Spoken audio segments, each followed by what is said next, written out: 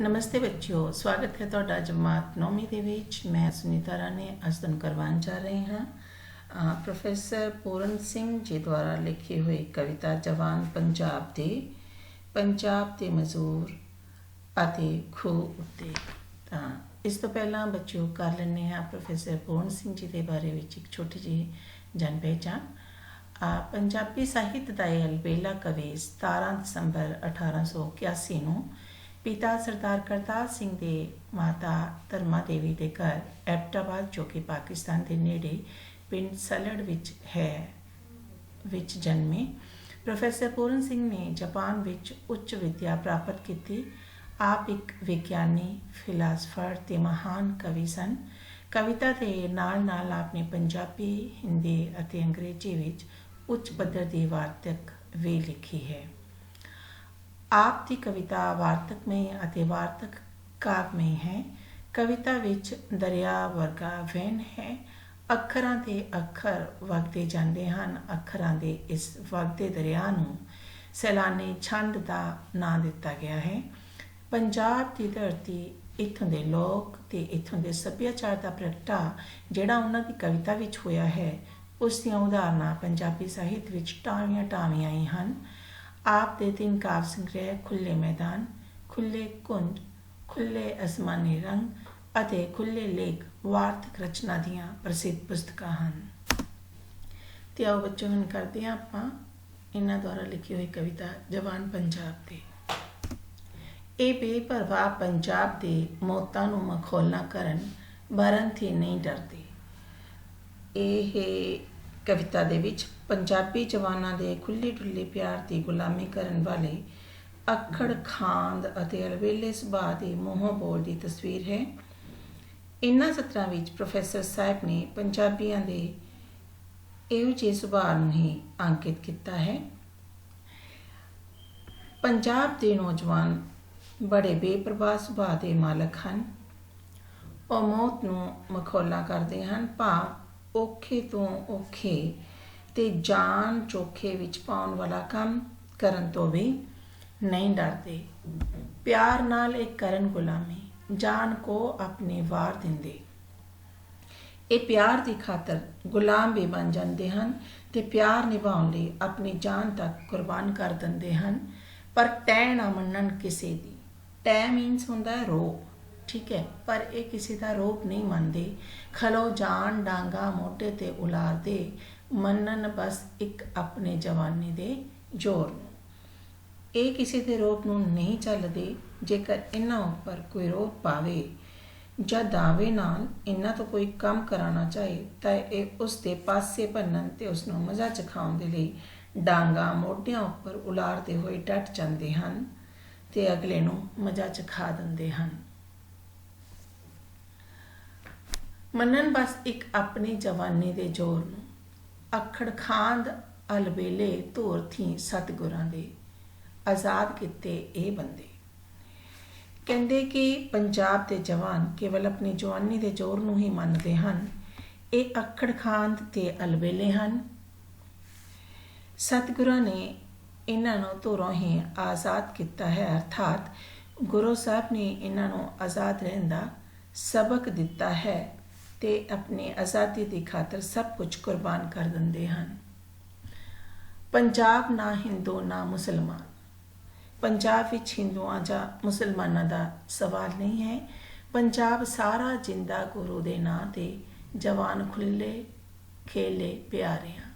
ਕਹਿੰਦੇ ਕਿ ਸਗੋਂ ਇਹ ਗੁਰੂ ਸਾਹਿਬਾਂ ਦੇ ਨਾਂ ਉੱਤੇ ਜਿਉਂਦਾ ਹੈ, ਅਰਥਾਤ ਸਾਰੇ ਪੰਜਾਬੀ ਗੁਰੂ ਸਾਹਿਬਾਂ ਨੂੰ ਸਾਂਝੇ ਮੰਨਦੇ ਹਨ ਤੇ ਇਹ ਉਹਨਾਂ ਦੀ ਸਿੱਖਿਆ ਅਨੁਸਾਰ ਆਪਣੀ ਅਣਖ ਤੇ ਆਜ਼ਾਦੀ ਕਾਇਮ ਰੱਖਣ ਲਈ ਮਰ ਮਿਟਦੇ ਹਨ।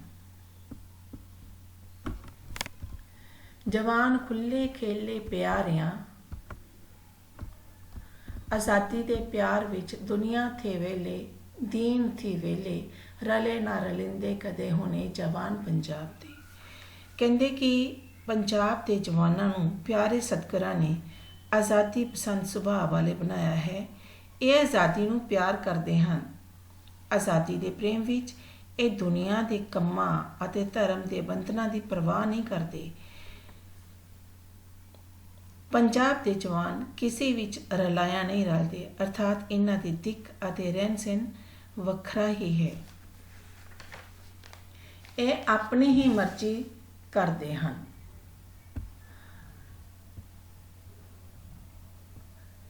मन्ने ना मनिंदे कदे, कुद कुद उछलदे डुलदे, मर्जी दे मालक के दिल दे चाह उत्ते उल्लरदे। इन्हां नूं कोई अपनी मर्जी मुताबक चलाउण लई मजबूर नहीं कर सकता। ये अपनी बेपरवाही ते मौज विच ही उछलदे ते कुददे हन। ये अपनी मर्जी दे मालक हुंदे हन अते ये अपने दिल दे चाह ते ही उल्लरदे हन, अर्थात अपने मन की मर्जी अनुसार ही काम करते हैं। निक्के निक्के प्यार दे किणकियां ते रीजन पसीजन सारे। कहंदे कि पंजाबी नौजवान प्यार दे निक्के निक्के किणकियां ते रीझदे ते पसीजदे हन ते वड्डियां वड्डियां गल्लां नूं लत मार दौड़ जाण, पर ये प्यार तो बिना बाकी होरनां वड्डियां वड्डियां गल्लां नूं लत मार के दौड़ जांदे हन।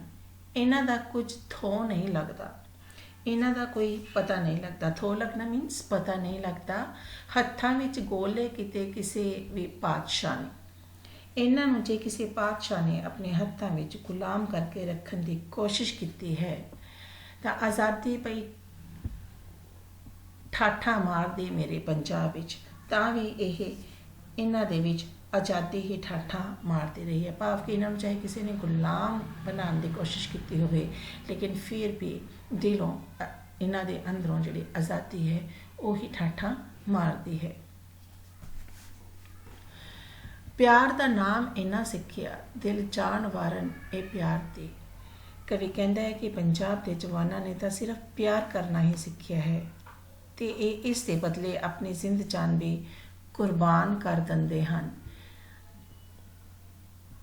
सच्चे पंजाब दे वासी दा ए ईमान है, रांझी टड़े दे निक्के वड्डे भरा सारे बेलियां ते रखां विच कूका मारदे।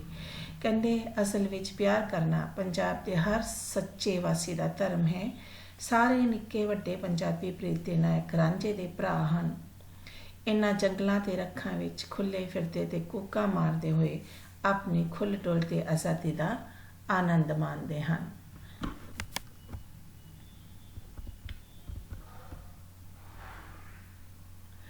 बाल नाथ पछताया रांझे नूं जोग दे के, सतगुरां दे सिख नूं हथ होया। अगे कवि कहते हैं कि बालनाथ ने जदों रांझे नूं जोग दे के जोग साधना समझाई तां पराइयां औरतां वल झाकणों वरजिया सी तां रांझा बालनाथ दे गल पै गया। इस जट मत विच जोरां दा जोग सी। देख हैरान पशेमान होया बख्शिया, टोरिया टिल्ले सी असीस ते हारिया ते मचला जट आखे।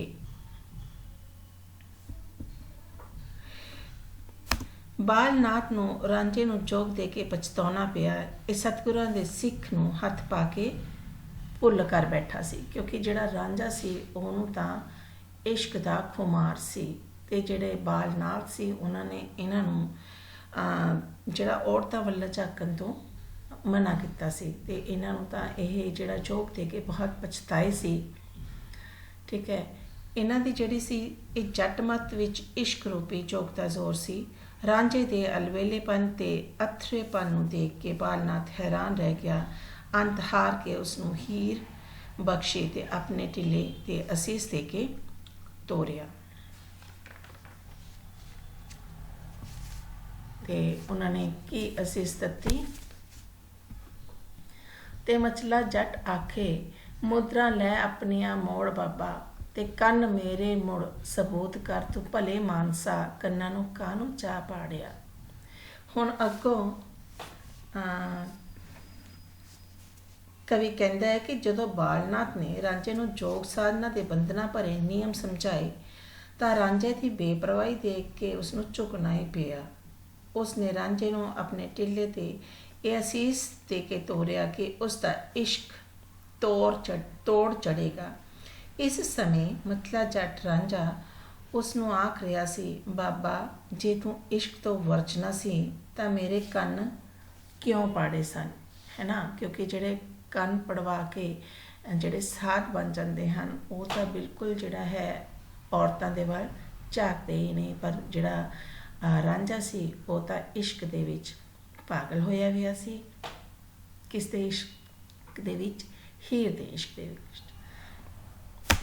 ਜੋਗ ਦੀ ਮੈਨੂੰ ਕੀ ਲੋੜ ਸੀ, ਨਾਥਾ ਦੱਸ ਖਾਂ। ਅੱਗੋਂ ਮਤਲਾ ਜੱਟ ਉਸਨੂੰ ਆਖ ਰਿਹਾ, ਬਾਬਾ ਜੇ ਤੂੰ ਇਸ਼ਕ ਤੋਂ ਵਰਜਣਾ ਸੀ ਤਾਂ ਮੇਰੇ ਕੰਨ ਕਿਉਂ ਪਾੜੇ? ਆਪਣੀਆਂ ਮੁੰਦਰਾ ਚੁੱਕ ਕੇ ਭਲਾ ਮਾਨਸ ਬਣ ਕੇ ਮੇਰੇ ਕੰਨ ਮੁੜ ਕੇ ਸਬੂਤ ਕਰ ਦੇ। ਭਲਾ ਦੱਸ ਮੈਂ ਇਹੋ ਜਿਹਾ ਜੋਗ ਕੀ ਕਰਨਾ ਸੀ? ਮੈਂ ਸਿੱਖਿਆ ਸੀ ਨਾਮ ਪਿਆਰ ਦਾ, ਤੇ ਹੱਡਾਂ ਵਿੱਚ ਪਿਆਰ ਪਿਆ ਖੜਕਦਾ। ਤੇ ਰਾਂਝਾ ਉਹਨਾਂ ਨੂੰ ਕਹਿੰਦਾ ਹੈ ਕਿ ਮੈਂ ਤਾਂ ਸਿਰਫ ਪਿਆਰ ਕਰਨਾ ਹੀ ਸਿੱਖਿਆ ਹੈ ਤੇ ਮੇਰਾ ਹੱਡਾਂ ਵਿੱਚ ਜਿਹੜਾ ਪਿਆਰ ਹੈ ਉਹ ਖੜਕਦਾ ਹੈ, ਯਾਨੀ ਕਿ ਉਹਦੇ ਰੋਮ ਰੋਮ ਦੇ ਵਿੱਚ ਪਿਆਰ ਜਿਹੜਾ ਹੈ ਉਹ ਵਸਦਾ ਹੈ ਤੇ ਇਸ ਦਾ ਨਾਮ ਹੀ ਮੇਰੇ ਸਰੀਰ ਵਿੱਚ ਟੁਣਕਦਾ ਹੈ। ਠੀਕ ਹੈ, ਨਾਮ ਪਿਆ ਵਸਦਾ ਜੋਗ ਤੇਰਾ ਹੋੜਦਾ ਇਸ਼ਕ ਥੀ ਕਮਲਿਆ, ਮੋੜ ਮੇਰੇ ਕੰਨ ਲੈ ਮੋੜ ਆਪਣੀਆਂ ਮੁੰਦਰਾ। ਮੈਨੂੰ ਤੇਰਾ ਜੋਗ ਇਸ਼ਕ ਤੋਂ ਰੋਕਦਾ ਹੈ, ਮੈਨੂੰ ਅਜਿਹੇ ਜੋਗ ਦੀ ਲੋੜ ਨਹੀਂ, ਇਸ ਕਰਕੇ ਮੇਰੇ ਕੰਨ ਸਬੂਤ ਕਰ ਦੇ ਤੇ ਆਪਣੀਆਂ ਮੁੰਦਰਾ ਵਾਪਸ ਲੈ ਲੈ। ਮੈਨੂੰ ਅਜਿਹੇ ਧਰਮ ਤੇ ਉਸਦੇ ਬੰਧਨਾਂ ਵਿੱਚ ਰਹਿਣਾ ਮਨਜ਼ੂਰ ਨਹੀਂ ਜਿਹੜਾ ਇਸ਼ਕ ਤੋਂ ਮੋੜਦਾ ਹੋਵੇ, ਯਾਨੀ ਕਿ ਉਸਨੂੰ ਜਿਹੜਾ ਇਹ ਸਾਦਗੀ ਭਰਿਆ ਜੀਵਨ ਪਸੰਦ ਨਹੀਂ ਸੀ ਜਿਸ ਦੇ ਵਿੱਚ ਕਿ ਉਹ ਇਸ਼ਕ ਨਾ ਕਰੇ ਤੇ ਆਪਣੇ ਇਸ਼ਕ ਨੂੰ ਛੱਡ ਦਵੇ। ਇਹੋ ਜਿਹਾ ਜਿੰਦ ਤੇ ਖੁੱਲ੍ਹ ਦਾ ਸੁਭਾਅ ਜਿਹੜਾ ਚਾਬਕ ਨਹੀਂ ਸਹਾਰਦਾ। ਪੰਜਾਬੀਆਂ ਦਾ ਸੁਭਾਅ ਅਜਿਹਾ ਜਿੱਤੀ ਖੁੱਲ੍ਹ ਭਰਿਆ ਹੈ ਜਿਹੜਾ ਕਿਸੇ ਦਾ ਦਬਕਾ ਨਹੀਂ ਸਹਿ ਸਕਦਾ। ਕੋਤਲ ਘੋੜੇ ਵਾਂਗ ਸਵਾਰ ਕੋਈ ਨਿੱਤ ਨਵਾਂ ਤੇ ਵਹੇ ਇਹਨਾਂ ਜਵਾਨਾਂ ਦੀ ਮੌਜ ਨਾਲ। ਕੋਤਲ ਘੋੜੇ ਮੀਨਸ ਹੋ ਗਿਆ ਸਜਾਇਆ ਹੋਇਆ ਘੋੜਾ। ਠੀਕ ਹੈ, ਤੇ ਇਹਨਾਂ ਨੂੰ ਕੋਤਲ ਘੋੜੇ ਵਾਂਗ ਜੇ ਕੋਈ ਰੋਜ਼ ਸ਼ਿੰਗਾਰਦਾ ਰਹੇ ਤਾਂ ਵੀ ਇਹਨਾਂ ਦੀ ਮਰਜ਼ੀ ਨਾਲ ਤੇ ਇਹਨਾਂ ਦੀ ਮਰਜ਼ੀ ਦੇ ਨਾਲ ਚੱਲਦਾ ਰਹੇ ਤਾਂ ਹੀ ਇਹ ਘੜੀ ਪਲ ਮਸਤੀ ਵਿੱਚ ਰੋਮਕ ਰੋਮਕੇ ਨਾਲ ਚੱਲਦਾ ਹੈ। ਤੇ ਵਹੇ ਇਹਨਾਂ ਜਵਾਨਾਂ ਦੀ ਮੌਜ ਨਾਲ ਤੱਤਾ ਪਲ ਛਿਨ ਰੋਮਕ ਰੋਮਕ ਤੁਰਨ ਇਹ, ਪਰ ਫਿਰ ਵੀ ਖਤਰਾ ਇਹਨਾਂ ਦੇ ਅਥਰੇਪਨ ਦਾ ਹਰਦਮ ਰਹਿੰਦਾ। ਕਹਿੰਦੇ ਚਾਹੇ ਇਹਨਾਂ ਨੂੰ ਘੋੜੇ ਦੀ ਤਰ੍ਹਾਂ ਰੋਜ਼ ਸ਼ਿੰਗਾਰਦੇ ਰਹੋ ਤੇ ਇਹਨਾਂ ਦੀ ਮਰਜ਼ੀ ਦੇ ਨਾਲ ਚੱਲਦੇ ਰਹੋ ਤਾਂ ਹੀ ਇਹ ਘੜੀ ਪਲ ਮਸਤੀ ਵਿੱਚ ਰੋਮਕ ਰੋਮਕ ਕੇ ਨਾਲ ਚੱਲਦੇ ਹਨ, ਫਿਰ ਵੀ ਇਹਨਾਂ ਦੇ ਅਥਰੇਪਨ ਦਾ ਖਤਰਾ ਹੀ ਰਹਿੰਦਾ। ਭਾਵ ਇਹਨਾਂ ਦਾ ਪਤਾ ਹੀ ਨਹੀਂ ਕਿ ਇਹ ਕਿਹੜੇ ਵੇਲੇ ਵਿਗੜ ਜਾਣ। ਬਾਂਕੇ ਛਬੀਲੇ ਪੰਜਾਬ ਪਿਆਰ ਦੇ ਰਹਿਣ ਵਾਲੇ ਪੰਜਾਬੀ ਮਾਵਾਂ ਦੇ ਪੁੱਤਰ ਰੱਖਣ ਨਾ ਜਾਣ ਸੰਭਾਲ ਇਹ, ਜਾਨ ਨੂੰ ਵਾਰਨ ਇਹ ਜਾਣਦੇ, ਲਉ ਵਿਟਨ ਥੀ ਨਾ ਡਰਨ ਇਹ। ਫਿਰ ਕਵੀ ਕਹਿੰਦਾ ਹੈ ਕਿ ਪੰਜਾਬ ਦੇ ਰਹਿਣ ਵਾਲੇ ਪੰਜਾਬੀ ਮਾਵਾਂ ਦੇ ਪੁੱਤਰ ਬਾਂਕੇ ਤੇ ਛਬੀਲੇ ਜਵਾਨ ਹਨ ਤੇ ਇਹ ਜਾਨ ਨੂੰ ਸੰਭਾਲ ਕੇ ਰੱਖਣਾ ਨਹੀਂ ਜਾਣਦੇ। ਠੀਕ ਹੈ, ਜਾਨ ਨੂੰ ਵਾਰਨ ਇਹ ਜਾਣਦੇ, ਲਓ ਵੀਟਨ ਥੀ ਨਾ ਡਰਨ ਇਹ ਤਾਂ ਜਾਨ ਨੂੰ ਕੁਰਬਾਨ ਕਰਨਾ ਜਾਣਦੇ ਹਨ, ਇਹ ਲਓ ਵਹਾਉਣ ਤੋਂ ਨਹੀਂ ਡਰਦੇ ਤੇ ਜੰਗ ਮੈਦਾਨ ਵਿੱਚ ਨਸਣਾ ਨਾ ਪਛਾਣਦੇ ਤੇ ਇਹ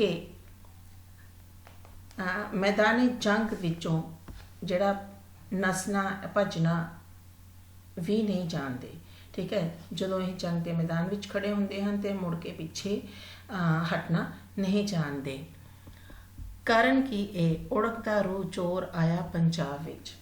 ਇਹ ਇੰਨੇ ਖੁੱਲ੍ਹੇ ਤੇ ਅਣਖੀਲੇ ਸੁਭਾਅ ਵਾਲੇ ਹਨ ਕਿ ਇਹਨਾਂ ਦਾ ਕੁਝ ਪਤਾ ਨਹੀਂ ਲੱਗਦਾ ਕਿ ਇਹ ਕਦੋਂ ਕੀ ਕਰਨ ਲੱਗ ਪੈਣ। ਉੜਕਦਾ ਰੂਹ ਰੋਜ਼ ਆਇਆ ਪੰਜਾਬ ਵਿੱਚ ਸਤਿਗੁਰਾਂ ਦੇ ਕਦਮਾਂ ਤੇ ਰਾਹਾਂ ਦੇ ਸਦਕੇ। ਕਵੀ ਕਹਿੰਦਾ ਹੈ ਕਿ ਪੰਜਾਬ ਵਿੱਚ ਬਹੁਤ ਸਾਰੇ ਰੱਬ ਦੇ ਭਗਤ ਆਏ ਹਨ। ਮੈਂ ਸਤਿਗੁਰੂ ਦੇ ਜੀਵਨ ਉਪਦੇਸ਼ਾਂ ਤੇ ਕੁਰਬਾਨੀਆਂ ਦੀ ਰਾਹ ਤੇ ਕੁਰਬਾਨ ਜਾਂਦਾ ਹਾਂ। ਸਤਿਗੁਰੂ ਦੇ ਕਦਮਾਂ ਤੇ ਰਾਹਾਂ ਦੇ ਸਦਕੇ ਹੜ ਆਏ ਰੱਬ ਦੇ ਪ੍ਰਕਾਸ਼ ਦੇ ਤੇ ਠਿੱਲਣ ਨਾ ਇਹ ਪੰਜਾਬੀ ਇਹ ਵਸ ਕਿਸੇ ਦੇ। ਉਹਨਾਂ ਸਦਕਾ ਇਹ ਰੱਬੀ ਗਿਆਨ ਦੇ ਹੜ ਆਏ ਹਨ। ਪੰਜਾਬੀ ਜਵਾਨ ਆਪਣੀਆਂ ਮਰਜ਼ੀ ਕਰਨੋਂ ਨਹੀਂ ਟਾਲਦੇ। ਇਹ ਜ਼ੋਰ ਨਾਲ ਜਿਉਂਦੇ ਹਨ। ਇਹਨਾਂ ਦਾ ਸੁਭਾਅ ਕਿਸੇ ਦੇ ਕਾਬੂ ਵਿੱਚ ਨਹੀਂ ਆਉਂਦਾ। ਇਹ ਜੀਣ ਥੀਣ ਜ਼ੋਰ ਲਾ ਲਾ, ਕੁਝ ਵਸ ਨਾ ਕਿਸੇ ਦੇ। ਕਹਿੰਦੇ ਕਿ ਇਹ ਆਪਣੀ ਮਰਜ਼ੀ ਨਾਲ ਕਰਨੋਂ ਨਹੀਂ ਟਲਦੇ। ਇਹ ਜ਼ੋਰ ਨਾਲ ਜਿਉਂਦੇ ਹਨ। ਇਹਨਾਂ ਦਾ ਸੁਭਾਅ ਕਿਸੇ ਦੇ ਕਾਬੂ ਦੇ ਵਿੱਚ ਨਹੀਂ ਆਉਂਦਾ। ਪੰਜਾਬ ਵਿੱਚ ਸਤਿਗੁਰਾਂ ਦੀ ਨਿਗਾਹ ਵਿੱਚ, ਹੁਣ ਕਹਿੰਦੇ ਕਿ ਪੰਜਾਬ ਵਿੱਚ ਸਤਿਗੁਰਾਂ ਦੀ ਮਿਹਰ ਸਦਕਾ ਜੀਵਨ ਬਿਜਲੀਆਂ ਦੇ ਅਸਗਾਹ ਦਰਿਆ ਵਗ ਉੱਠੇ ਤੇ ਜੀਵਨ ਬਿਜਲੀਆਂ ਦੇ ਅਥਾਹ ਦਰਿਆ ਜਿਹੜੀ ਹੈ ਉਹ ਚੱਲ ਉੱਠੇ। ਝਨਾ ਤੇ ਰਾਵੀ ਤੇ ਸਤਲੁਜ ਤੇ ਵਿਆਸ ਵਿੱਚ ਜੇਹਲਮ ਤੇ ਅਟਕ ਸਭ ਬਲ ਉੱਠੇ। ਅਰਥਾਤ ਪੰਜਾਬ ਦੇ ਸ਼ੀਤਲ ਹੋ ਚੁੱਕੇ ਜੀਵਨ ਵਿੱਚ ਜ਼ੋਰਦਾਰ ਹਿਲਜੁਲ ਪੈਦਾ ਕਰਦੇ ਹੋਏ ਅਤੇ ਉਹ ਨਵੀਂ ਕਰਵਟ ਲੈਣ ਲੱਗਾ ਹੈ। ਗੁਰੂ ਜੀ ਦਾ ਜਪੁਜੀ ਸਾਹਿਬ ਗਾਉਂਦੇ ਹੋਏ ਝਨਾ, ਰਾਵੀ, ਸਤਲੁਜ, ਬਿਆਸ, ਜੇਹਲਮ ਤੇ ਅਟਕ ਦਰਿਆ ਬੋਲ ਉੱਠੇ ਹਨ। ਗੁਰੂ ਦਾ ਜਪ ਸਾਬ ਗਾਉਂਦੇ ਇਹ ਅਥਾਹ ਪ੍ਰਵਾਹ ਹੋਇਆ, ਸੁੱਕਾ ਨਾ ਰਿਹਾ ਕੋਈ ਥਾਂ। ਇਸ ਤਰ੍ਹਾਂ ਪੰਜਾਬ ਦੀ ਧਰਤੀ ਉੱਤੇ ਗੁਰਬਾਣੀ ਦਾ ਅਥਾਹ ਪ੍ਰਵਾਹ ਚੱਲਿਆ ਹੈ। ਕੋਈ ਥਾਂ ਇਸ ਤੋਂ ਸੁੱਕੀ ਨਹੀਂ। ਹਿੰਦੂ, ਮੁਸਲਮਾਨ, ਪੰਛੀ, ਪਸ਼ੂ ਆਦਮੀ ਸਭ ਭਿੱਜਿਆ, ਡੁੱਬਿਆ ਅੰਮ੍ਰਿਤ ਉਸ ਨਿਗਾਹ ਵਿੱਚ। ਹਿੰਦੂ, ਮੁਸਲਮਾਨ, ਪਸ਼ੂ, ਪੰਛੀ, ਆਦਮੀ, ਗੱਲ ਕੀ ਸਭ ਕੁਝ ਇਸ ਵਿੱਚ ਭਿੱਜ ਗਿਆ ਹੈ। ਇੱਥੋਂ ਜਾਨ ਆਈ ਰੋ ਆਇਆ ਬਖਸ਼ਦਾ, ਇੱਥੋਂ ਜਾਨ ਦੇ ਅਸਮਾਨ ਟੁੱਟੇ। ਗੁਰੂ ਸਾਹਿਬ ਦੀ ਮਿਹਰ ਵਿੱਚ ਅੰਮ੍ਰਿਤ ਭਰਿਆ ਹੋਇਆ ਸੀ, ਜਿਸ ਨੇ ਇੰਨੀਆਂ ਰਹਿਮਤਾਂ ਕੀਤੀਆਂ ਹਨ। ਪੰਜਾਬ ਦੀ ਧਰਤੀ ਉੱਤੇ ਸੂਰਬੀਰਤਾ, ਰੂਹਾਨੀਅਤ ਤੇ ਰੱਬੀ ਗਿਆਨ ਆਇਆ ਹੈ।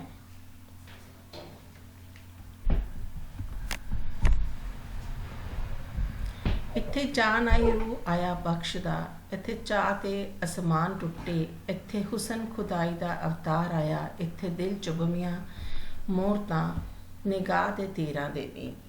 ਇੱਥੇ ਰੱਬੀ ਗੀਤ ਅਰਥਾਤ ਬਾਣੀ ਆਈ ਹੈ ਤੇ ਰੱਬ ਦੀਆਂ ਬਖਸ਼ਿਸ਼ਾਂ ਦੀ ਸਭ ਤੋਂ ਸ੍ਰੇਸ਼ਟ ਚੇਟਕ ਦੁਆਰ, ਮਾਣੇ ਜਾਣ ਵਾਲੇ ਚਾਵਾਂ ਦਾ ਕੋਈ ਅੰਤ ਨਹੀਂ। ਇੱਥੇ ਇਸ਼ਕ ਦੀ ਚੋਟ ਲਾਉਣ ਵਾਲੇ ਰੱਬੀ ਹੁਸਨ ਨੇ ਆਪ ਜਨਮ ਲਿਆ ਹੈ। ਇੱਥੇ ਨਿਗਾਹਾਂ ਦੇ ਤੀਰਾਂ ਦੇ ਮੀਂਹ ਵਰਸਾਉਣ ਵਾਲੇ ਤੇ ਦਿਲ ਵਿੱਚ ਖੁੱਭ ਜਾਣ ਵਾਲੀਆਂ ਸੂਰਤਾਂ ਵਾਲੇ ਹੁਸਨ ਆਏ ਹਨ। ਯਾਨੀ ਕਿ ਇੰਨੀਆਂ ਸੋਹਣੀਆਂ ਸੂਰਤਾਂ ਹਨ ਕਿ ਉਹਨਾਂ ਦੇ ਉਹ ਦਿਲ ਵਿੱਚ ਖੁੱਭ ਗਈਆਂ ਹਨ ਤੇ ਉਹਨਾਂ ਦੇ ਨਾਲ ਇਸ਼ਕ ਹੋ ਗਿਆ ਹੈ। ਇੱਥੇ ਦਿਲ ਚੁਭਮੀਆਂ ਮੂਰਤਾਂ, ਨਿਗਾਹ ਦੇ ਤੀਰਾਂ ਦੇ ਮੀਂਹ, ਇੱਥੇ ਦਾਤੇ ਬਲਕਾਰ ਆਏ, ਇੱਥੇ ਸਾਈਂ ਦੇ ਪਿਆਰੇ, ਇੱਥੇ ਦਾਤੇ ਦੇ ਸੂਰਬੀਰ ਆਏ ਹਨ, ਇੱਥੇ ਰੱਬ ਦੇ ਪਿਆਰੇ ਭਗਤ ਆਏ ਹਨ। ਇਸ ਧਰਤੀ ਵਿੱਚ ਕਲਗੀ ਵਾਲੇ ਦੇ ਘੋੜੇ ਦੇ ਸੁੰਮਾਂ ਦੀ ਟਾਪ ਲੱਗੀ। ਇਸ ਧਰਤੀ ਉੱਤੇ ਕਲਗੀਧਰ ਗੁਰੂ ਗੋਬਿੰਦ ਸਿੰਘ ਜੀ ਦੇ ਘੋੜੇ ਦੇ ਸੁੰਮਾਂ ਦੀ ਟਾਪ ਲੱਗੀ ਹੈ। ਇੱਥੇ ਸਤਿਗੁਰਾਂ ਸੱਚੇ ਪਾਤਸ਼ਾਹ ਦਾ ਨਿਵਾਸ ਹੈ। ਇਸ ਧਰਤੀ ਉੱਤੇ ਸੱਚੇ ਪਾਤਸ਼ਾਹ ਸਤਿਗੁਰੂ ਦਾ ਨਿਵਾਸ ਹੈ। ਗਾਓ ਢੋਲੇ ਯਾਰੋ, ਖੁੱਲ੍ਹ ਵਿੱਚ ਬੇਸ਼ੱਕ ਹੋ, ਬਜਾਓ ਅਲਗੋਸੇ ਪੋਠੋ ਹਾਰ। ਕਵੀ ਕਹਿੰਦਾ ਹੈ ਕਿ ਹੇ ਪੰਜਾਬੀ ਜਵਾਨੋ, ਤੁਸੀਂ ਹੁਣ ਬੇਸ਼ੱਕ ਪੂਰੀ ਖੁੱਲ੍ਹ ਮਾਣਦੇ ਹੋਏ ਢੋਲ ਗਾਓ ਤੇ ਪੋਠੋ ਹਾਰ ਦੇ ਅਲਗੋਸੇ ਵਜਾ ਕੇ ਖੁਸ਼ੀ ਮਨਾਓ। ਬੰਨਣ ਬੈਂਤ ਉੱਟਣ ਰੰਗ ਗੁਲਾਲ ਦੇ, ਦਿਲ ਦੀਆਂ ਮੌਜਾਂ ਰੱਬੀ ਜਵਾਨੀਆਂ, ਪੀੜਾ ਮੁੱਢ ਕਦੀਮ ਦੀਆਂ, ਹਾਂ ਐਵੇਂ ਜਦ ਦਿਲ ਅੱਗੇ ਉਹ ਡਾਂਗਾਂ ਵਰਸਾਓ ਵਾਂਗ ਆਂਦੀਆਂ। ਇਸ ਖੁਸ਼ੀ ਨੂੰ ਤੂਣੀ ਕਰਨ ਲਈ ਕਵਿਤਾ ਜੋੜ ਜੋੜ ਕੇ ਗਾਓ, ਗੁਲਾਲ ਦੇ ਰੰਗ ਉਡਾਓ ਤੇ ਦਿਲ ਦੀਆਂ ਮੌਜਾਂ ਮਾਣੋ। ਤੁਹਾਨੂੰ ਅਲਬੇਲੀਆਂ ਤੇ ਪ੍ਰਵਾਹ ਜਵਾਨੀਆਂ ਰੱਬ ਨੇ ਦਿੱਤੀਆਂ ਹਨ। ਤੁਸੀਂ ਆਪਣੇ ਦਿਲਾਂ ਦੀਆਂ ਮੌਜਾਂ ਮਾਣਦੇ ਹੋਏ ਇਹਨਾਂ ਵਿੱਚ ਦੱਬੀਆਂ ਪ੍ਰੀਤ ਦੀਆਂ ਮੁੱਢ ਕਦੀਮ ਦੀਆਂ ਪੀੜਾਂ ਦੇ ਖੁੱਲ੍ਹ ਤੇ ਪ੍ਰਗਟਾਵਾ ਕਰੋ। ਹਾਂ ਐਵੇਂ ਜਦੋਂ ਦਿਲ ਅੱਗੇ। ਕਵੀ ਕਹਿੰਦਾ ਕਿ ਹੇ ਪੰਜਾਬੀ ਜਵਾਨੋ, ਜਦੋਂ ਤੁਹਾਡਾ ਦਿਲ ਜ਼ਰਾ ਜਿਹਾ ਵੀ ਅੱਕ ਜਾਵੇ, ਉੱਠ ਡਾਂਗਾ ਵਰਸਾਓ ਵਾਂਗ ਆਂਦੀਆਂ। ਤਾਂ ਡਾਂਗਾ ਚੁੱਕ ਕੇ ਇੱਕ ਦੂਜੇ ਦੇ ਮਾਰੋ। ਇਹ ਤੁਸਾਂ ਦੇ ਡੋਲਿਆਂ ਨੂੰ ਵਰਜਿਸ਼ ਜ਼ਰੂਰ ਹੈ। ਇਹ ਤੁਹਾਡੀ ਬੁਰਾਈ ਨਹੀਂ, ਸਗੋਂ ਇਹ ਤੁਹਾਡੇ ਡੋਲਿਆਂ ਦੀ ਕਸਰਤ ਹੈ। ਖੁੱਲ੍ਹੇ ਖੇਤ ਤੇ ਹਵਾਵਾਂ, ਵਾਟਾਂ ਲੰਮੀਆਂ ਤੇ ਸੈਰ, ਪੈਰਵਾਨੀਆਂ ਟੁਰਨਾ, ਸ਼ਾਮ ਵੇਲੇ ਘਰ ਆਉਣਾ, 50 ਕੋਹ ਮਾਰ ਕੇ। ਵਾਹ ਸ਼ੇਰ ਜਵਾਨੀ, ਕੰਮ ਕੁਝ ਨਾ ਪੈਂਦਾ, ਮਾਰਨਾ ਜ਼ਰਾ ਲੱਤਾਂ ਹਿਲਾ। ਤੇ ਫਿਰ ਕਵੀ ਕਹਿੰਦਾ ਕਿ ਤੁਸੀਂ ਖੇਤਾਂ ਵਿੱਚ ਖੁੱਲ੍ਹੀਆਂ ਹਵਾਵਾਂ ਵਿੱਚ ਲੰਮੀਆਂ ਸੈਰਾਂ ਕਰਦੇ ਹੋ ਤੇ ਨੰਗੇ ਪੈਰ ਹੀ ਤੁਰਦੇ ਹੋ।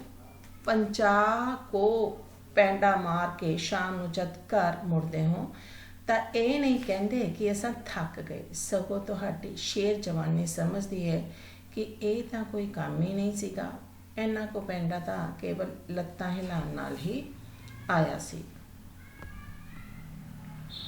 ਤਾਂ ਬੱਚੋ ਇਹ ਕਵਿਤਾ ਦੇ ਵਿੱਚ ਅਸੀਂ ਇੱਕ ਵਾਰ ਫਿਰ ਇਸ ਨੂੰ ਰਿਪੀਟ ਕਰ ਲੈਂਦੇ ਹਾਂ ਕੁਝ ਕੁਐਸਚਨਸ ਦੇ ਆਨਸਰਸ ਦੇ ਫਾਰਮ ਦੇ ਵਿੱਚ, ਤਾਂ ਕਿ ਆਪਾਂ ਨੂੰ ਪਤਾ ਲੱਗ ਜਾਵੇ ਕਿ ਆਪਾਂ ਹਜੇ ਤੱਕ ਕੀ ਸਿੱਖਿਆ ਹੈ। ਤਾਂ ਸਭ ਤੋਂ ਪਹਿਲਾਂ ਤਾਂ ਇਸ ਦਾ ਜਿਹੜਾ ਕੇਂਦਰੀ ਭਾਵ ਕੀ ਹੈ। ਕੇਂਦਰੀ ਭਾਵ ਇਸ ਕਵਿਤਾ ਦਾ ਇਹ ਹੋ ਗਿਆ ਕਿ ਪੰਜਾਬ ਦੇ ਨੌਜਵਾਨ ਜਿਹੜੇ ਹਨ ਉਹ ਬੇਪਰਵਾਹ ਨੇ, ਅਲਵੇਲੇ ਹਨ, ਪਿਆਰ ਦੀ ਗੁਲਾਮੀ ਕਰਨ ਵਾਲੇ ਤੇ ਖੁੱਲ੍ਹ ਡੁੱਲ ਪਸੰਦ ਕਰਨ ਵਾਲੇ ਹਨ। ਉਹਨਾਂ ਦੇ ਸੁਭਾਅ ਵਿੱਚ ਇਹ ਗੁਣ ਗੁਰੂ ਸਾਹਿਬਾਂ ਦੀ ਬਖਸ਼ਿਸ਼ ਨਾਲ ਪੈਦਾ ਹੋਏ ਹਨ। ਉਹ ਲੜਾਈ ਪੜ੍ਹਾਈ ਦੇ ਲੰਮੇ ਪੈਂਡੇ ਮਾਰਨ ਨੂੰ ਵੀ ਮਾਮੂਲੀ ਹੀ ਗੱਲ ਸਮਝਦੇ ਹਨ। ਤਾਂ ਸਭ ਤੋਂ ਪਹਿਲਾਂ ਆਪਾਂ ਕੁਐਸਚਨ ਕਰਾਂਗੇ, ਇਹ ਬੇਪਰਵਾਹ ਪੰਜਾਬ ਦੇ ਮੌਤ ਨੂੰ ਮਖੌਲਾਂ ਕਰਨ ਥੀ ਨਹੀਂ ਡਰਦੇ। ਤਾਂ ਜਿਹੜਾ ਉਪਰੋਕਤ ਕਾਵਿ ਸਤਰ ਹੈ, ਜੇਕਰ ਪੁੱਛਿਆ ਜਾਵੇ ਕਿ ਕਿਸ ਕਵਿਤਾ ਵਿੱਚੋਂ ਲਿਆ ਗਿਆ ਤਾਂ ਆਪਾਂ ਲਿਖਾਂਗੇ ਜਵਾਨ ਪੰਜਾਬ ਦੀ। ਤੇ ਇਹ ਕਾਵਿ ਸਤਰਾਂ ਕਿਸ ਕਵੀ ਦੀਆਂ ਹਨ ਤਾਂ ਅਸੀਂ ਹੁਣੇ ਕਰਕੇ ਹਟੇ ਹਾਂ ਪ੍ਰੋਫੈਸਰ ਪੂਰਨ ਸਿੰਘ ਦੀ ਕਵਿਤਾ ਜਿਹੜੀ ਹੈ ਜਵਾਨ ਪੰਜਾਬ ਦੇ। ਤਾਂ ਇਹ ਪ੍ਰੋਫੈਸਰ ਪੂਰਨ ਸਿੰਘ ਜੀ ਦੁਆਰਾ ਲਿਖੀ ਹੋਈ ਕਵਿਤਾ ਵਿੱਚੋਂ ਲਿਆ ਗਿਆ ਹਨ। ਪ੍ਰੋਫੈਸਰ ਪੂਰਨ ਸਿੰਘ ਦੀ ਕਵਿਤਾ ਵਿੱਚ ਕਿਸ ਦੇ ਖੁੱਲ੍ਹੇ ਡੁੱਲੇ ਪਿਆਰ ਦੀ ਗੁਲਾਮੀ ਕਰਨ ਵਾਲੇ ਅਤੇ ਅਲਬੇਲੇ ਸੁਭਾਅ ਨੂੰ ਉਭਾਰਿਆ ਗਿਆ ਹੈ। ਤਾਂ ਪੰਜਾਬੀ ਨੌਜਵਾਨਾਂ ਦੇ ਜਿਹੜੇ ਖੁੱਲ੍ਹੇ ਡੁੱਲੇ ਪਿਆਰ ਦੀ ਗੁਲਾਮੀ ਕਰਨ ਵਾਲੇ ਤੇ ਅਲਬੇਲੇ ਸੁਭਾਅ ਨੂੰ ਉਭਾਰਿਆ ਗਿਆ ਹੈ। ਪੰਜਾਬ ਦੇ ਜਵਾਨਾਂ ਨੂੰ ਵਸ ਵਿੱਚ ਕਿਵੇਂ ਕੀਤਾ ਜਾ ਸਕਦਾ ਹੈ। ਪੰਜਾਬ ਦੇ ਜਵਾਨਾਂ ਨੂੰ ਪਿਆਰ ਨਾਲ ਵਸ ਵਿੱਚ ਕੀਤਾ ਜਾ ਸਕਦਾ ਹੈ। ਪੰਜਾਬੀ ਜਵਾਨ ਕਿਹੋ ਜਿਹੇ ਹਨ। ਪੰਜਾਬੀ ਜਵਾਨ ਬੜੇ ਹੀ ਬੇਪਰਵਾਹ, ਅਣਖੀਲੇ ਤੇ ਅਲਬੇਲੇ ਹਨ। ਪੰਜਾਬੀ ਜਵਾਨਾਂ ਨੂੰ ਕਿਸ ਨੇ ਧੁਰੋਂ ਆਜ਼ਾਦ ਕੀਤਾ ਹੈ। ਪੰਜਾਬੀ ਜਵਾਨਾਂ ਨੂੰ ਸਤਿਗੁਰਾਂ ਨੇ ਧੁਰੋਂ ਆਜ਼ਾਦ ਕੀਤਾ ਹੈ। ਪੰਜਾਬ ਕਿਸ ਦੇ ਨਾਂ 'ਤੇ ਜਿਉਂਦਾ ਹੈ, ਗੁਰੂ ਨਾਨਕ ਦੇ। ਪੰਜਾਬੀ ਕਿਸ ਚੀਜ਼ ਉੱਤੇ ਦਿਲ ਜਾਨ ਵਾਰਦੇ ਹਨ, ਪਿਆਰ ਉੱਤੇ। ਤੇ ਕਵੀ ਪੰਜਾਬੀਆਂ ਨੂੰ ਕਿਸ ਦੇ ਨਿੱਕੇ ਵੱਡੇ ਭਰਾ ਕਹਿੰਦਾ ਹੈ, ਰਾਂਝੇ ਦੇ ਨਿੱਕੇ ਵੱਡੇ ਭਰਾ ਕਹਿੰਦਾ ਹੈ, ਕਿਉਂਕਿ ਉਹ ਇਸ਼ਕ ਕਰਨਾ ਜਾਣਦੇ ਹਨ। ਪੰਜਾਬੀ ਕਿਸ ਗੱਲ ਤੋਂ ਨਹੀਂ ਡਰਦੇ, ਮਰਨ ਤੋਂ। ਬਾਲ ਨਾਥ ਨੇ ਰਾਂਝੇ ਨੂੰ ਕਿਹੜੇ ਬੰਧਨਾਂ ਭਰੇ ਨਿਯਮ ਸਮਝਾਏ, ਜੋਗ ਦੇ। ਪੰਜਾਬ ਦੇ ਦਰਿਆ ਕੀ ਗਾਉਂਦੇ ਹਨ, ਜਪੂ ਸਾਹਿਬ। ਪੰਜਾਬ ਦੇ ਦਰਿਆ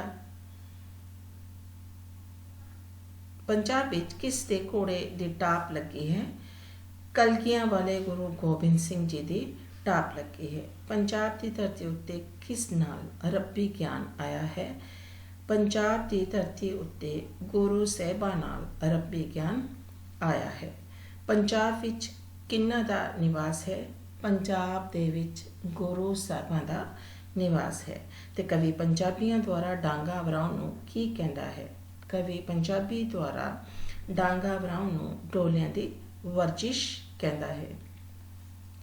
ਕਵੀ ਪੰਜਾਬੀਆਂ ਤੇ ਲੰਬਾ ਪੈਂਡਾ ਮਾਰਨ ਯਾਨੀ ਕਿ 50 ਕੋ ਤੁਰਨ ਨੂੰ ਕੀ ਕਹਿੰਦਾ ਹੈ। 50 ਕੋ ਤੁਰਨ ਨੂੰ ਕੁਝ ਖਾਸ ਨਹੀਂ ਮੰਨਦਾ, ਉਹ ਇਸ ਨੂੰ ਲੱਤਾਂ ਹਿਲਾਉਣਾ ਹੀ ਮੰਨਦਾ ਹੈ। ਤਾਂ ਇਹ ਸੀ ਕਵਿਤਾ ਜਵਾਨ ਪੰਜਾਬ ਦੇ। ਤੇ ਬੱਚੇ ਹੁਣ ਆਪਾਂ ਕਰਾਂਗੇ ਇਹਨਾਂ ਦੀ ਦੂਜੀ ਕਵਿਤਾ ਪੰਜਾਬ ਦੇ ਮਜ਼ਦੂਰ। ਮਜ਼ਦੂਰ ਮੀਨਸ ਮਜ਼ਦੂਰ। ਉਹੀ ਮਜ਼ਦੂਰ ਚੰਗੇ ਲੱਗਦੇ, ਨਿੱਕੇ ਨਿੱਕੇ ਖਿਆਲ ਇਹਨਾਂ ਦੇ, ਉਹਨਾਂ ਵਿੱਚ ਢਲੀਆਂ ਇਹ ਦੀਆਂ ਜ਼ਿੰਦਗੀਆਂ, ਸਾਦੇ ਸਾਦੇ ਚਿਹਰੇ ਬੇਨਕਾਬ ਜਿਹੇ। ਠੀਕ ਹੈ, ਤਾਂ ਕਵੀ ਕਹਿੰਦਾ ਹੈ ਕਿ ਮੈਨੂੰ ਪੰਜਾਬ ਦੇ ਮਜ਼ਦੂਰ ਚੰਗੇ ਲੱਗਦੇ ਹਨ। ਕਿਉਂ ਚੰਗੇ ਲੱਗਦੇ ਹਨ? ਕਿਉਂਕਿ ਇਹਨਾਂ ਦੇ ਖਿਆਲ ਜਿਹੜੇ ਨੇ ਉਹ ਬੜੇ ਹੀ ਛੋਟੇ ਛੋਟੇ ਹਨ, ਨਿੱਕੇ ਨਿੱਕੇ ਹਨ। ਉਹਨਾਂ ਵਿੱਚ ਢਲੀਆਂ ਇਹਨਾਂ ਦੀਆਂ ਜ਼ਿੰਦਗੀਆਂ, ਸਾਦੇ ਸਾਦੇ ਚਿਹਰੇ ਬੇਨਕਾਬ ਜਿਹੇ। ਇਹਨਾਂ ਦੇ ਨਿੱਕੇ ਨਿੱਕੇ ਖਿਆਲਾਂ ਵਿੱਚ ਇਹਨਾਂ ਦੀਆਂ ਜ਼ਿੰਦਗੀਆਂ ਢਲੀਆਂ ਹੋਈਆਂ ਹਨ ਅਤੇ ਇਹਨਾਂ ਦੇ ਚਿਹਰੇ ਸਾਦੇ ਦੇ ਨੰਗੇ ਹਨ। ਯਾਨੀ ਕਿ ਬੇਨਕਾਬ ਮੀਨਸ ਨੰਗੇ ਹਨ, ਮਤਲਬ ਇਹਨਾਂ ਦੇ ਵਿੱਚ ਸਾਦਗੀ ਹੈ ਅਤੇ ਬਿਲਕੁਲ ਹੀ ਇੱਕ ਟਰਾਂਸਪੇਰੈਂਸੀ ਹੈ, ਮਤਲਬ ਇਹਦੇ ਵਿੱਚ ਕੁਝ ਵੀ ਜਿਹੜਾ ਹੈ ਦਿਖਾਵਾ ਨਹੀਂ ਹੈ। ਨਾ ਛੁਪਦੇ ਨਾ ਛੁਪਾਉਂਦੇ ਕੁਝ ਆਪਣਾ, ਇਹ ਕੁਝ ਵੀ ਛੁਪਾਉਂਦੇ ਨਹੀਂ। ਇਹਨਾਂ ਦੇ ਦਿਲ ਜਿਹੜੇ ਹੈ ਬਿਲਕੁਲ ਸਾਫ਼ ਨੇ, ਨੰਗੇ ਨੰਗੇ ਦਿਲ ਇਹਨਾਂ ਦੇ, ਭੋਲੇ ਭਾਲੇ ਲੋਕ ਤੇ ਆਲੀਆਂ ਭੋਲੀਆਂ ਗੱਲਾਂ। ਇਹਨਾਂ ਦੇ ਦਿਲ ਜਿਹੜੇ ਹੈ ਉਹ ਬਿਲਕੁਲ ਸਾਫ਼ ਨੇ, ਇਹ ਲੋਕ ਭੋਲੇ ਭਾਲੇ ਹਨ ਅਤੇ ਇਹਨਾਂ ਦੀਆਂ ਗੱਲਾਂ ਵੀ ਭੋਲੀਆਂ ਭਾਲੀਆਂ ਹੀ ਹਨ। ਇਹਨਾਂ ਦੀ ਗਰੀਬੀ ਨਿੱਕੀ, ਇਹਨਾਂ ਦਾ ਸੰਤੋਖ ਵੱਡਾ। ਬੇਸ਼ੱਕ ਇਹ ਲੋਕ ਗਰੀਬ ਹਨ, ਠੀਕ ਹੈ, ਪਰ ਇਹਨਾਂ ਦੇ ਵਿੱਚ ਬਹੁਤ ਜ਼ਿਆਦਾ ਸੰਤੋਖ ਹੈ। ਇਹ ਠੰਡੇ ਪਾਣੀ ਵਾਂਗ ਮੇਰੇ ਜੀਅ ਨੂੰ ਠਾਰਦੇ ਅਤੇ ਇਹ ਮੇਰੇ ਦਿਲ ਨੂੰ ਠੰਡੇ ਪਾਣੀ ਵਾਂਗ ਜਿਹੜਾ ਹੈ ਉਹ ਠਾਰਦੇ ਹਨ। ਜਿਸ ਤਰ੍ਹਾਂ ਠੰਡਾ ਪਾਣੀ ਪੀ ਕੇ ਸਾਨੂੰ ਬੜਾ ਹੀ ਸਕੂਨ ਮਿਲਦਾ ਹੈ, ਉਸੇ ਤਰ੍ਹਾਂ ਇਹਨਾਂ ਦੇ ਜਿਹੜੇ ਸੰਤੋਖ ਹੈ, ਇਹਨਾਂ ਦਾ ਜਿਹੜਾ ਨਿੱਕਾ ਸੁਭਾਅ ਹੈ, ਇਹਨਾਂ ਦੇ ਜਿਹੜੇ ਨਿੱਕੇ ਨਿੱਕੇ ਖਿਆਲ ਹਨ, ਕਹਿੰਦੇ ਮੇਰੇ ਜੀਅ ਨੂੰ ਠਾਰਦੇ ਹਨ। ਤਾਂ ਇਹਦਾ ਅੰਤਰੀ ਭਾਵ ਕੀ ਹੋਇਆ ਕਿ ਪੰਜਾਬ ਦੇ ਮਜ਼ਦੂਰ ਬਿਲਕੁਲ ਸਾਦੇ ਸੁਭਾਅ ਦੇ, ਸਾਫ਼ ਦਿਲ, ਭੋਲੇ ਮਨ, ਗਰੀਬ ਹਨ, ਬੇਪਰਵਾਹੀ ਤੋਂ ਤੇ ਸਬਰ ਸੰਤੋਖ ਵਾਲੇ ਗੁਣਾਂ ਵਾਲੇ ਹਨ। ਇਸ ਕਰਕੇ ਇਹ ਕਵੀ ਨੂੰ ਚੰਗੇ ਲੱਗਦੇ ਹਨ। ਤਾਂ ਇਹਦੇ ਵਿੱਚ ਥੋੜ੍ਹੇ ਜਿਹੇ ਕੁਐਸਚਨਸ ਹੈ ਜਿਨ੍ਹਾਂ ਨੂੰ ਅਸੀਂ ਰਿਪੀਟ ਕਰ ਲੈਂਦੇ ਹਾਂ।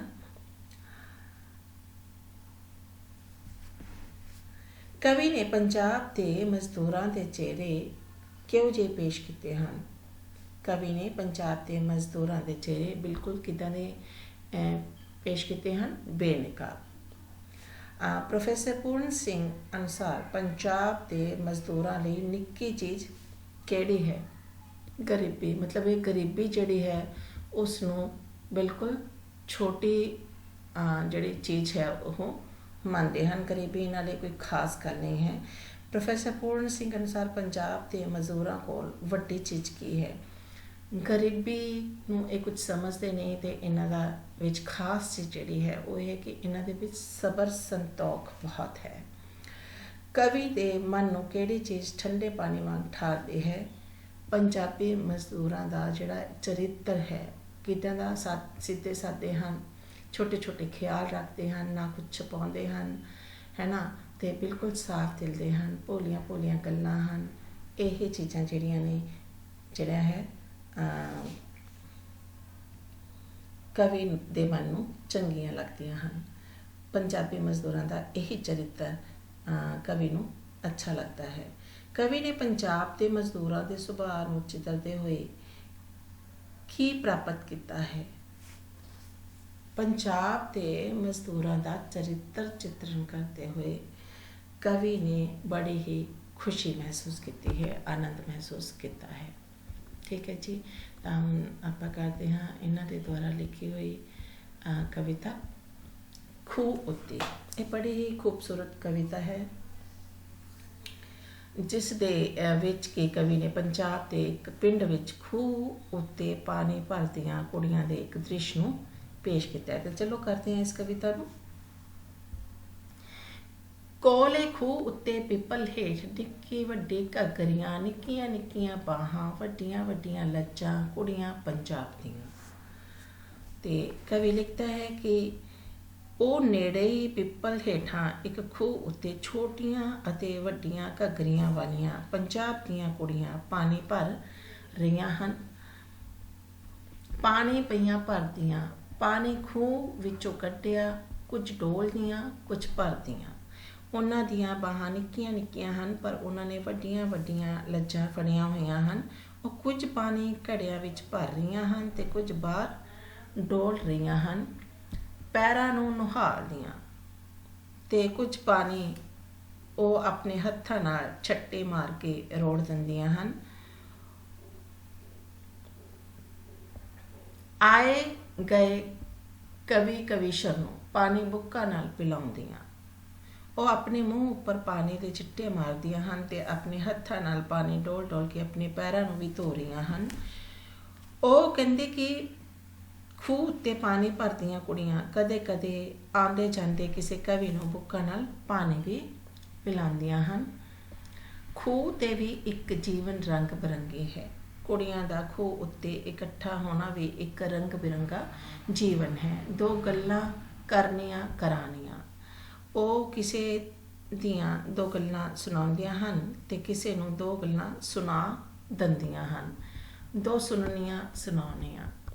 ਉਹ ਇੱਕ ਦੂਜੇ ਦਾ ਹੱਥ ਵਟਾਉਣ। ਘੜੇ ਭਰੇ ਭਰੇ ਚੁੱਕਣੇ ਚੁਕਾਉਣੇ, ਰਲ ਮਿਲ ਗਾਉਣਾ, ਹੇਕਾਂ ਲਾਉਣੀਆਂ।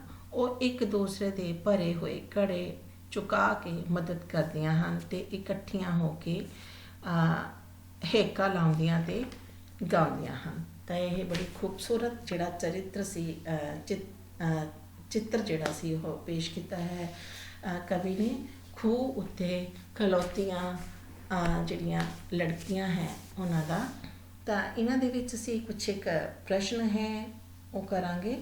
ਤਾਂ ਸਭ ਤੋਂ ਪਹਿਲਾਂ ਅਸੀਂ ਕਰਾਂਗੇ ਕਿ ਇਹਦਾ ਮੇਨ ਜਿਹੜਾ ਕੇਂਦਰੀ ਭਾਵ ਹੈ ਖੂਹ ਉੱਤੇ ਇਸਦਾ ਕੀ ਹੈ। ਖੂਹ ਉੱਤੇ ਪਾਣੀ ਭਰਦੀਆਂ ਕੁੜੀਆਂ ਦਾ ਦ੍ਰਿਸ਼ ਬੜਾ ਹੀ ਰੋਮਾਨੀ ਅਤੇ ਦਿਲ ਖਿੱਚਵਾਂ ਜਿਹਾ ਹੈ। ਪਾਣੀ ਨਾਲ ਖੇਡਦੀਆਂ ਹਨ, ਮੂੰਹ ਹੱਥ ਅਤੇ ਪੈਰ ਧੋਂਦੀਆਂ ਹਨ। ਉਹ ਆਏ ਗਏ ਕਵੀ ਕਵੀਸ਼ਰ ਨੂੰ ਪਾਣੀ ਵੀ ਪਿਲਾਉਂਦੀਆਂ ਹਨ ਅਤੇ ਇੱਕ ਦੂਜੇ ਨਾਲ ਖੂਬ ਗੱਲਾਂ ਕਰਦੀਆਂ ਅਤੇ ਹੇਕਾਂ ਲਾ ਲਾ ਕੇ ਗਾਉਂਦੀਆਂ ਹਨ। ਉਹ ਘੜੇ ਚੁਕਾਉਣ ਵਿੱਚ ਇੱਕ ਦੂਜੇ ਦੀ ਮਦਦ ਵੀ ਕਰਦੀਆਂ ਹਨ। ਤਾਂ ਇਹ ਸੀਗਾ ਇਸਦਾ ਅੰਤਰੀ ਭਾਵ, ਕੇਂਦਰੀ ਭਾਵ ਜਾਂ ਸਾਰਾਂਸ਼।